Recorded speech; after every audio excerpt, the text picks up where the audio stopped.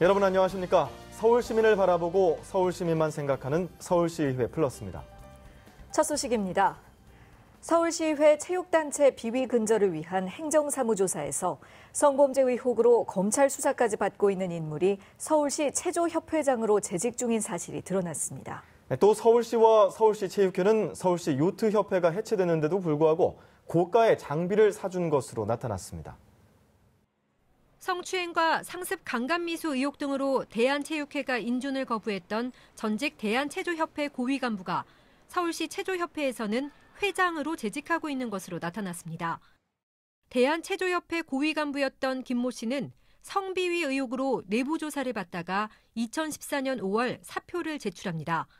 하지만 징계 절차는 이뤄지지 않았고 2016년 대한체조협회는 사임했던 김 씨를 부회장으로 선임합니다. 대한체육회는 김 씨가 2년 전 성비위 의혹으로 감사를 받은 사실을 바탕으로 인준을 거부하지만 서울시 체육회는 아니었습니다. 서울시의회 체육단체 비위 근절을 위한 행정사무조사에서 이 같은 사실이 확인됐습니다. 대한체육회에서는 자격이 없다고 해서 인준을 거부를 했는데 서울시 체육회에서는 인준을 해줬단 말입니다. 네. 서울시 체육회는 김 씨가 체육단체에서 징계 처분을 받은 적이 없고 형사처벌을 받은 적도 없어 현재로서는 임원 결격 사유에 해당하지 않는다며 수사기관과 법원의 판단에 따라 처리할 예정이라고 밝혔습니다. 서울시 요트협회가 해체되는데도 불구하고 서울시 체육회가 지나친 고가의 장비를 사줬다는 지적도 나왔습니다. 게다가 엔진을 수리하면 충분히 사용할 수 있는데 서울시와 서울시 체육회가 제대로 파악도 하지 않고 배를 사줬다는 겁니다.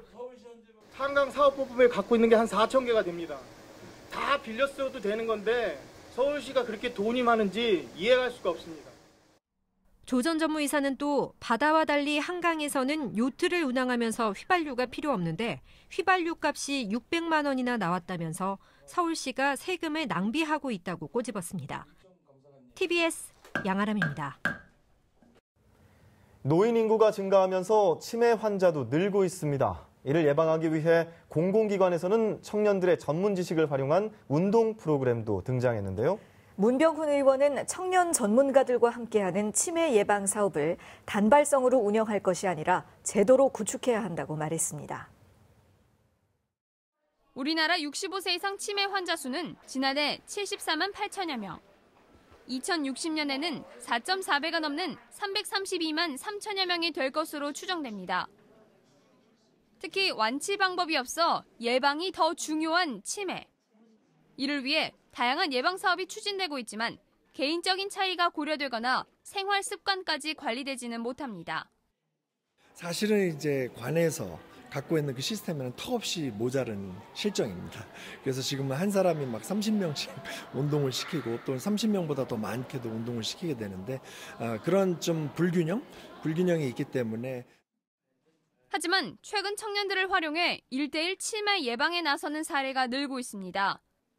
단순한 자원봉사의 성격을 넘어 전문적인 지식으로 당사자의 특성을 고려해 맞춤 예방이 이루어질 수 있도록 일부 공공기관에서 프로그램을 운영하는 겁니다.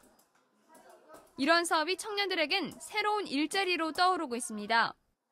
스포츠학을 전공했고 앞으로 이런 제가 할 수 있는 운동들을 통해서 치매 경도인지 장애나 치매에 계신 어른분들에게 이런 저의 재능들을 기부할 수 있는 시간들이 많이 좀 주어질 수 있었으면 좋겠습니다. 예방 사업을 단발성으로 운영할 것이 아니라 아예 청년 일자리 창출과 연계한 제도로 구축해야 한다는 목소리도 나옵니다. 헬스케어 그리고 뭐 필라테스, 요가 많은 이 운동에 종사하고 있는 이제 청년들이 치매 예방이라는 전문성을 가지고 어르신들을 케어할 수 있는 구조를 만든다면. TBS 류밀희입니다.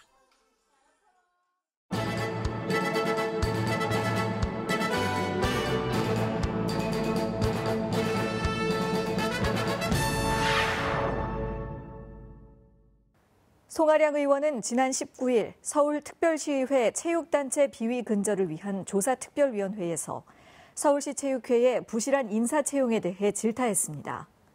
서울시 체육회는 2015년 행정직과 계약직 1차 서류 전형 합격자를 선정하는 과정에서 응시자 1인에게 누락된 보훈 가산점을 뒤늦게 부여하고 유효기간이 지난 토익 성적표를 제출한 응시자에게 가산점을 부여하는 등 허점이 드러났습니다.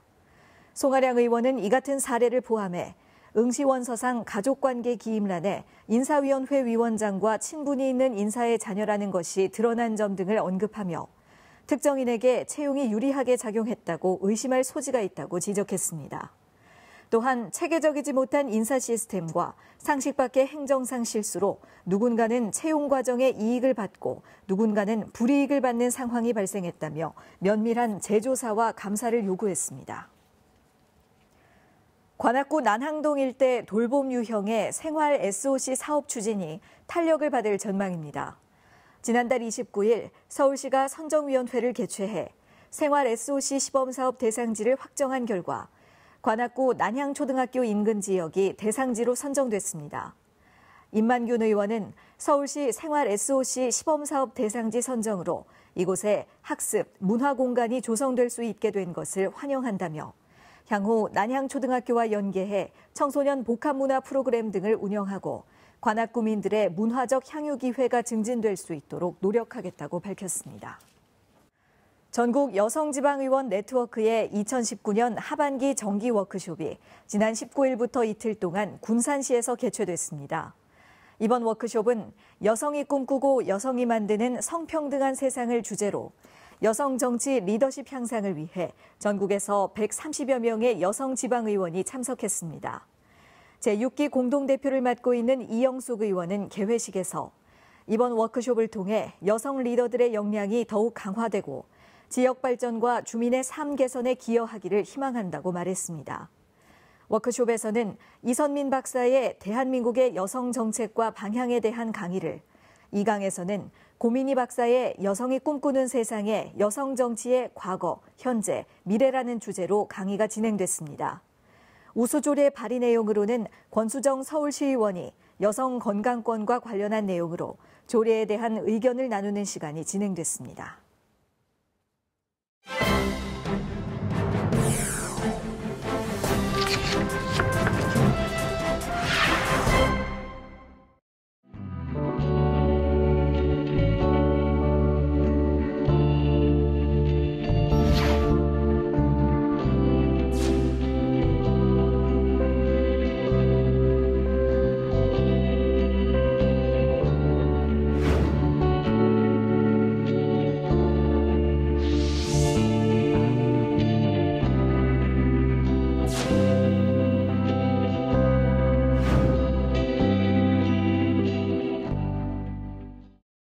서울 시민을 바라보고 서울 시민만 생각하는 서울시의회.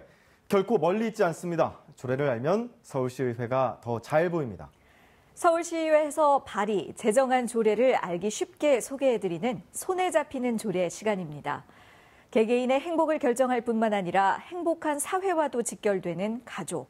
하지만 미래의 불안함을 떠안고 지역사회와는 분리된 삶을 살아가고 있는 가족들이 있습니다. 바로 장애인 가족인데요. 장애에 대한 사회의 인식과 편견이 조금씩 변해가고 있지만 여전히 장애인과 장애인 가족들이 느끼는 시선은 마냥 따뜻하지만은 않습니다. 그래서 서울시의회는 장애인 가족들의 부담을 덜어주기 위한 조례를 시행 중인데요. 오늘은 서울특별시 장애인 가족 지원에 관한 조례안을 알아보겠습니다. 네, 이 조례는 지난 2017년 제정됐습니다. 모든 유형의 장애를 포괄하는 장애인 가족 지원에 관한 법적 근거를 마련해서 장애인 가족의 안정적인 가정 생활을 돕기 위해 발의된 건데요. 조례안에는 장애인 가족 지원 계획 수립과 장애인 가족 지원센터 설치, 장애인 가족 사업을 효율적으로 추진하기 위한 지원 사업 수행 기관의 지정 등을 규정하고 있습니다. 또 장애인 가족 지원 사항의 심의를 위해 장애인 가족 지원 위원회를 둔다고 명시하고 있죠. 네.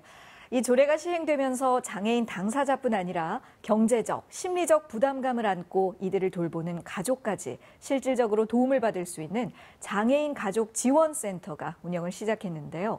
현재 서울시는 맞춤형 교육 프로그램을 개발하고 동료 상담가를 양성하는 등 기초 장애인 가족 지원센터를 총괄하는 광역 장애인 가족 지원센터 한 곳을 포함해 동대문과 은평, 마포 등 총 11곳의 기초장애인 가족 지원센터를 운영 중입니다. 시는 장애인과 장애인 가족 모두가 행복한 서울 실현을 위해 올해 안으로 기초장애인 가족 지원센터를 총 18곳으로 늘리겠다는 계획을 발표하기도 했는데요. 그렇다면 이 장애인 가족 지원센터에서는 어떤 서비스를 제공하고 있나요? 네, 가장 먼저 긴급 돌봄 서비스를 꼽을 수 있을 것 같습니다. 장애 유형에 따라 조금씩 다르겠지만 보호자의 역할이 중요할 때가 많은데요. 장애인 보호자의 병 치료나 입원, 직계가족의 결혼이나 장례식 등에 참여할 경우, 그리고 기타 사유 등으로 장애인에게 돌봄 서비스가 필요할 때 언제든지 장애인 가족지원센터의 도움을 받을 수 있습니다. 그리고 방학 중 긴급 돌봄 서비스를 실시해 초중고에 재학 중인 장애 자녀를 위한 돌봄 서비스를 제공하고 있죠. 이 외에도 장애인 가족을 위한 다양한 활동들이 진행되고 있습니다.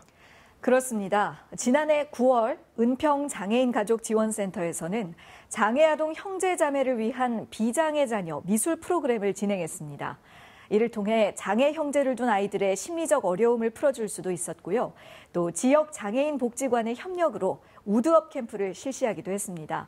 1박 2일로 진행된 캠프에서는 장애인과 그 가족들이 목공 체험을 하면서 가족 화합의 기회를 갖기도 했죠. 마포장애인가족지원센터에서는 대그룹으로 관계를 형성하는 특수체육 프로그램을 진행하고 있는데요. 장애 당사자와 주 양육자, 그리고 특수체육 전문 지도자 등 30-40명이 함께하는 프로그램입니다. 언어와 인지, 정서, 또 신체적 운동 발달을 지원하는 것은 물론 사회적 상호작용과 관계 형성을 증진시키는 데 많은 도움을 주고 있죠. 네, 장애인 가족 지원센터의 심리, 정서적 지원 외에 경제적 어려움을 겪고 있는 장애인 가족을 위한 서울시의 지원 사업도 있습니다. 바로 지난해에 이어 올해도 시행된 서울시 중증장애인 이름통장입니다. 서울에 거주하는 만 15세 이상, 만 34세 이하 중증장애인을 대상으로 3년 동안 매월 일정액을 저축하면 서울시가 지원금을 더 저축해주는 사업인데요. 3년 뒤 만기 적립금은 교육비와 의료비, 주거비, 장애인 보조기기 구입은 물론 결혼 준비 자금 등의 용도로도 사용이 가능합니다. 아쉽게도 올해는 4월에 모집이 끝났다고 하고요. 내년도 신규 참여자 모집 안내를 기다리시면 좋을 것 같습니다. 네, 이렇게 서울 지역 각 센터를 비롯해서 서울시의 경제 지원 등 다양한 장애인 가족을 위한 프로그램들이 운영되고 있습니다. 그동안 편견과 사각지대에 놓여 있던 장애인과 그 가족들이 조금이나마 안정적이고 활기찬 생활을 누릴 수 있도록 도움이 됐으면 좋겠습니다. 서울특별시의회 동북사구 시의원 연구단체인 사구뭉치가 지난 19일 제3회 워크숍을 개최했습니다. 이번 행사는 모자보건센터 설립과 서울시 저소득 시민 부가급여 인상 등 주민 삶에 직결된 보건복지 현안을 논의하고 노원형 초등돌봄 정책에 대한 심도 있는 사례 학습을 통해 동북사구의 보다 나은 육아 환경 조성 방안을 모색하고자 마련됐습니다. 이번 워크숍을 주관한 봉양순 의원은 보건복지 분야의 경험이 풍부한 노원구에서 관련 논의를 하게 된 것을 매우 뜻깊게 생각한다며 오늘 논의된 내용을 기초로 동북사구 주민의 실질적인 행복 증진을 이끌어낼 수 있기를 희망한다고 말했습니다. 유용 의원이 2019 대한민국을 빛낸 의정엔 인물대상 수상자로 선정돼 우수 의정활동부문 의정대상을 수상했습니다. 유 의원은 서울시와 지역경제 균형 발전, 현장 위주의 의정활동을 통해 주민 의견을 정책에 적극 반영하고 서울 시민의 삶의 질 향상을 위해 헌신적으로 노력한 공로를 인정받았습니다. 시상식이 끝난 후 유용 의원은 내수 경기 침체 등의 영향으로 소상공인과 서민의 어려움이 가중되고 있는 시기에 이렇게 큰 상을 받게 돼 지역경제 활성화 방안 마련에 대한 무거운 책임감을 느낀다며 중소기업과 소상공인들이 안심하고 경영에 매진할 수 있도록 다양한 지원책을 마련해 서울시정을 위해 더 봉사하고 더 분발하라는 준엄한 목소리로 이해하겠다고 말했습니다. 서울시의회 플러스 오늘 준비한 소식은 여기까지입니다. 다음 시간에 더 알찬 소식으로 찾아뵙겠습니다. 시청해주신 여러분 고맙습니다.